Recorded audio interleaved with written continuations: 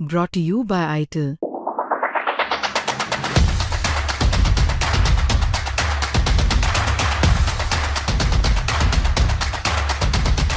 दो 2026 के विधानसभा चुनाव में भाजपा का शानदार प्रदर्शन, फिर भारी बहुमत से जीत और अब बारी है सरकार गठन की।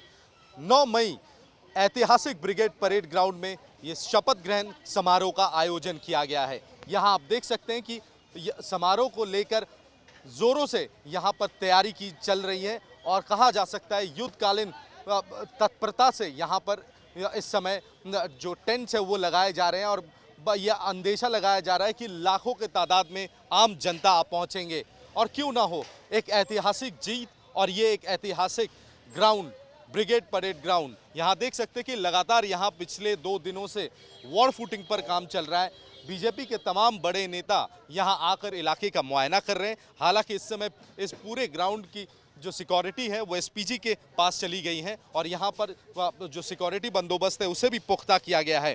कहा जा रहा है कि कई सारे बीजेपी राज्य के मुख्यमंत्री भी इस समारोह में शामिल होंगे, रहेंगे। नरेंद्र मोदी भारत के प्रधानमंत्री, साथ में गृह मंत्री अमित शाह और तमाम बड़े नेता भाजपा के, जिसमें पश्चिम बंगाल के भी बड़े नेता लोग शामिल रहेंगे। यहाँ तमाम जो विधायक जो जीत दर्ज किए हैं वो भी यहाँ पर मौजूद होंगे और ये पूरा जो शपथ ग्रहण समारोह है तकरीबन 10 से 11 बजे के बीच होगा, जिसमें नरेंद्र मोदी खुद रहेंगे, यहाँ पर राज्यपाल भी आएंगे और शपथ ग्रहण समारोह का जो कार्यक्रम है वो तकरीबन 10 बजे के आसपास शुरू होगा। ये आप देख सकते हैं कि मैं आपको बाहर का चित्र दिखाता हूँ। यहाँ पर इस समय जिस तरह की सिक्योरिटी व्यवस्था की गई है कि लगभग यहाँ पर गाड़ी चलना मुश्किल हो गया है और ये बताया जा रहा है कि कल ये इस रास्ते पे जो नॉर्मल ट्रैफिक है उसे पूरी तरीके से बंद रखा जाएगा, सुरक्षा को ध्यान में रखते हुए, और सिर्फ मीडिया के लोग और कुछ खास जो मेहमान हैं उन्हें इन इलाकों से एंट्री करने दिया जाएगा। बाकी आम जनताओं के लिए अलग अलग गेट्स बनाए गए हैं जहां से वो जाएंगे। यहाँ देख सकते हैं कि यहाँ पर कई सारे टेंट बनाए गए हैं और एकदम पहला जो टेंट है उस टेंट पे ही स्टेज बनेगा जहां नरेंद्र मोदी रहेंगे, साथ में गृह मंत्री अमित शाह, शुभेंदु अधिकारी, दिलीप घोष, समीक भट्टाचार्य, तमाम पश्चिम बंगाल के बड़े नेता जो है भाजपा के, वो सारे यहाँ पर मौजूद रहेंगे।